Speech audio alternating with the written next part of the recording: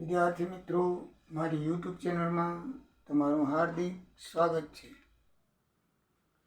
આજે આપણે SI BCom sem 4ની અંદર કરવેરા પરિચય 2ની અંદર પ્રકરણ 1માં ધંધો કે વ્યવસાયનો નફો અને લાભ એની અંદર આપણે પ્રાસ્તાવિકમાં ધંધાની વ્યાખ્યા અને વ્યવસાય કે રોજગારની વ્યાખ્યા જોઈ. તો હવે એનાથી આગળ વધીએ તો વિભિન્ન ધંધામાંથી થતી આવક, કયા કયા ધંધામાંથી આવક થાય એની મજૂરી આપણને મળે છે એ જોઈએ. તો પહેલાં તો એક જોઈએ કે વિભિન્ન ધંધામાં થતી આવક એટલે શું. તો કોઈ કરદાતા પાછલા વર્ષ દરમિયાન એક કરતાં વધુ ધંધા કે વ્યવસાય ચલાવતો હોય તો તેના વિભિન્ન ધંધો કે વ્યવસાયની આવક કે ખોટ આ શીર્ષક હેઠળ કરપાત્ર બને છે.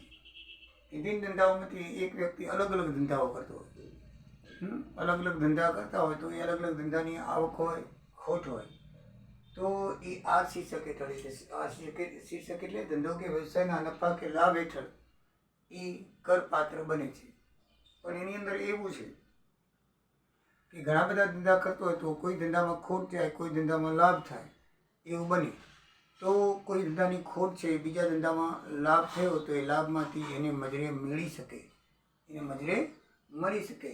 એટલે કે પાછલા વર્ષ દરમિયાન કોઈ એક ધંધામાં ખોટ ગઈ હોય તો તે બીજી ખોટ બીજા ધંધાની આવક સામે મજૂરી મળી શકે છે અને છેવટે બાકી રહેતી રકમ ઉપર એ રકમ કરપાત્ર બને છે. દાખલા તરીકે મશીનરીનો ધંધો કરતો હોય અને મશીનરીના ધંધાની અંદર ખોટ ગઈ, સામે બીજો કાપડનો ધંધો કરતો હોય કે ઇલેક્ટ્રિક્સનો ધંધો કરતો હોય તો એ ધંધામાં એની આવક થઈ, તો એ આવકમાંથી આજે ખોટ ગઈ છે, ખોટની રકમ એ ધંધાની આવકમાંથી બાદ કરે અને એ બાદ કરી રકમ જે વધે એના ઉપર કરપાત્ર એ રકમ કરપાત્ર બને.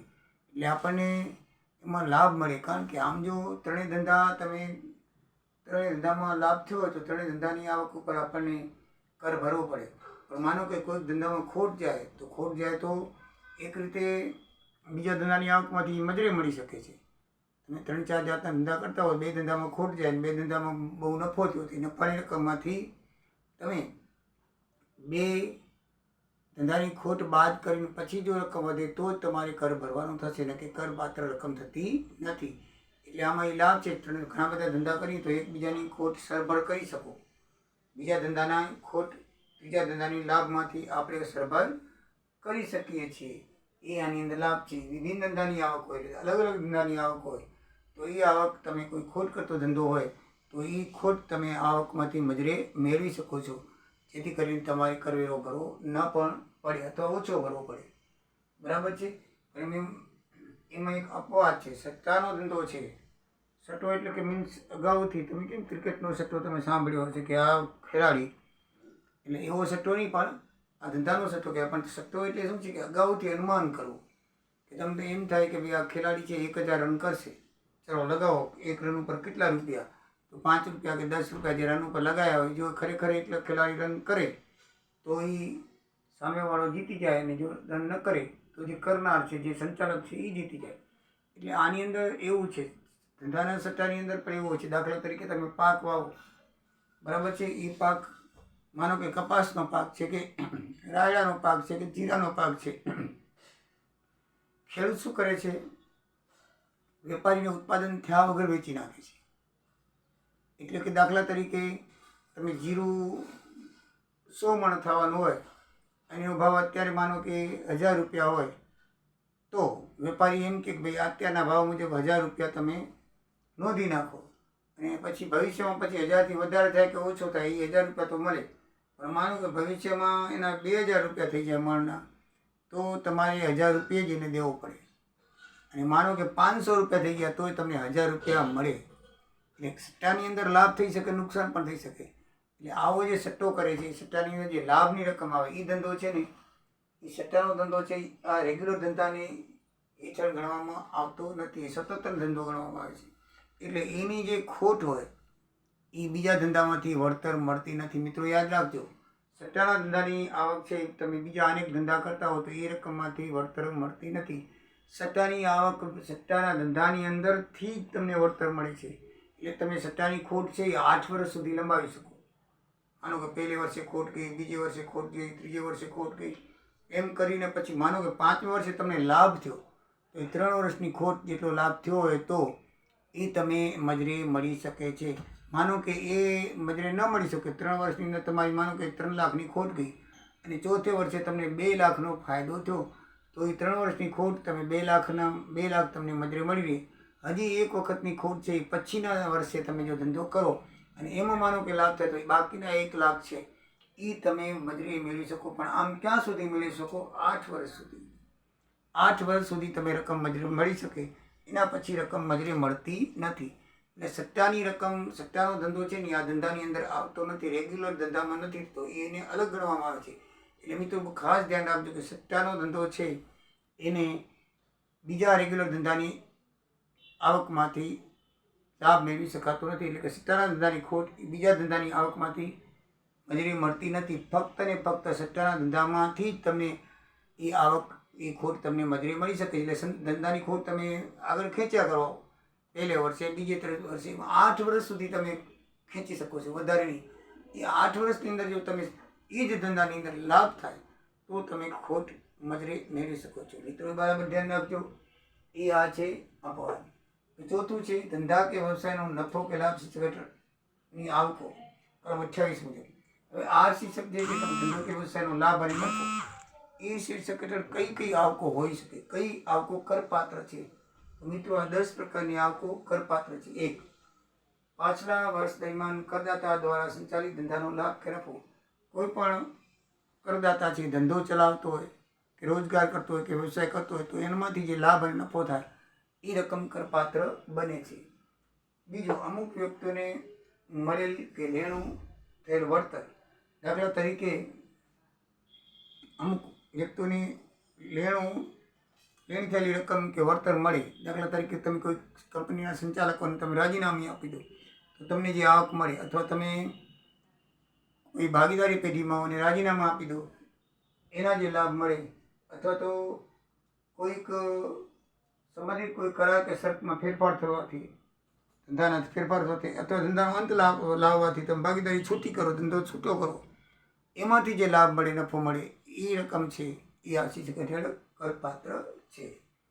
ધંધાદારી મંડળીઓ અને તેના સભ્યોને સેવાઓ અથવા સેવાઓ આપવાથી મળતી આવક, જેવી કે વિકાસ પ્રોત્સાહક યોજનાને લીધે મળતી આવક, લાયસન્સ વેચાણથી નફો, સરકારી યોજના હેઠળ નિકાસથી મળતી રોકડ સહાય, રૂલ્સ 1971 હેઠળ નિકાસ સામે મળતું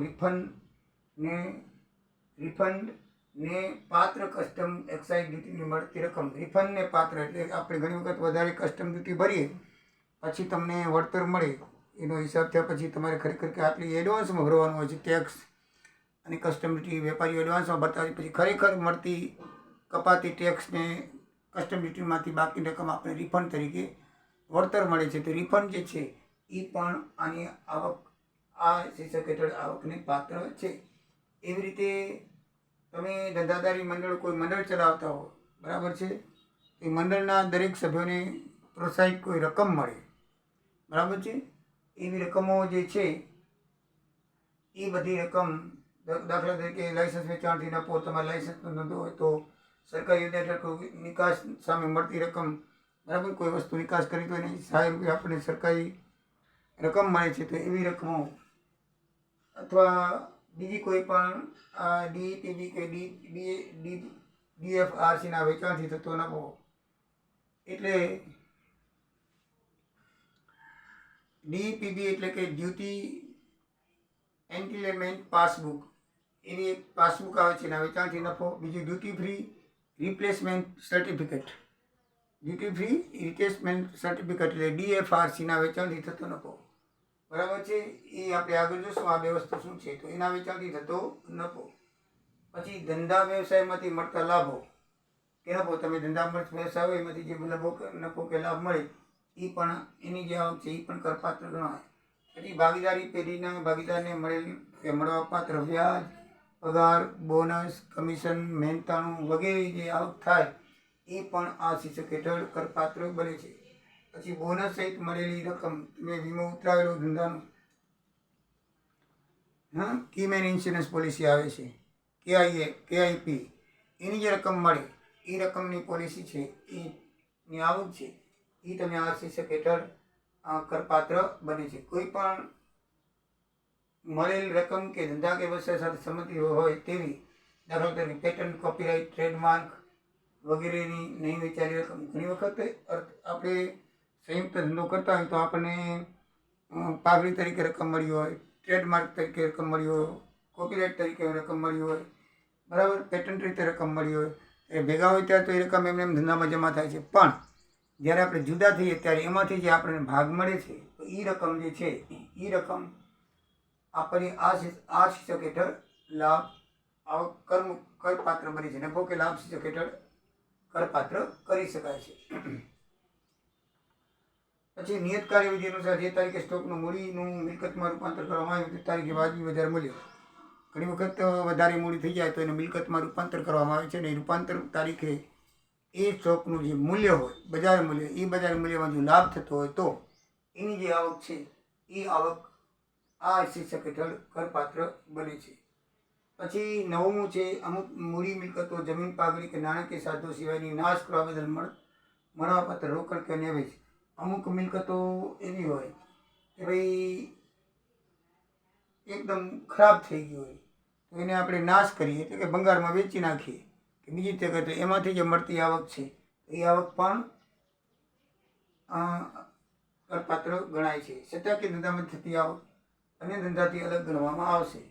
છઠ્ઠું છે કે સટ્ટાકીય ધંધામાંથી થતી આવક, એ જે આવક છે એ કરપાત્ર તો બને છે પણ અન્ય ધંધાની આવક છે એના સાથે લેવામાં આવશે નહીં. તમે આપણે જોઈ ગયા કે સ્વતંત્ર ધંધો છે, એની આવક કરપાત્ર છે પણ આ ધંધા બીજા ધંધાની સાથે એની ગણતરી કરવામાં નથી આવતી, અલગ રીતે ગણતરી કરવામાં આવે છે.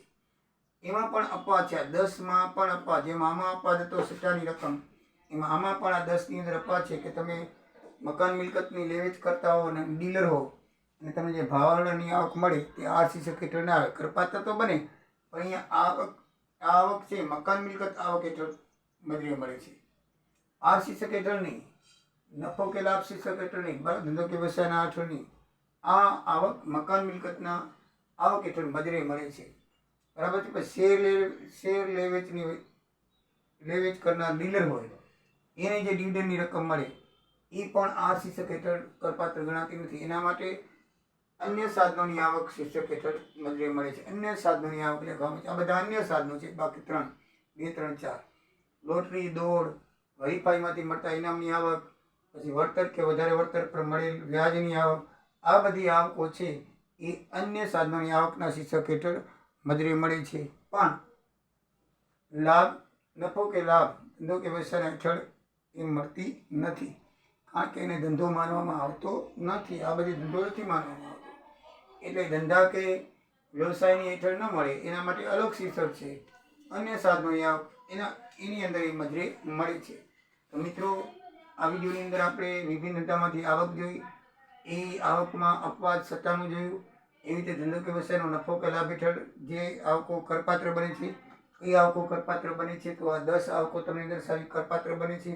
અને એમાં પણ જે અપવાદ છે 4, એ અપવાદની પણ ચર્ચા આપણે કરી. મિત્રો, આ પરીક્ષામાં પૂછાય જ છે, માટે બરાબર સમજી વિચારીને લખજો, વાંચજો અને સોચજો. એટલે મેં તમને આ બધું સમજાવ્યું છે. ચોપડીમાં તો લખેલું જ છે પણ એક વખત સમજ પડવાથી તમને વધારે યાદ રહી જશે. તો મિત્રો, આ વિડીયો તમને ગમ્યો હશે, ગમે તો લાઈક કરજો, સબસ્ક્રાઈબ કરજો અને અન્ય મિત્રોને ફોરવર્ડ કરજો. જય સિયારામ, જય દ્વારિકાધીશ.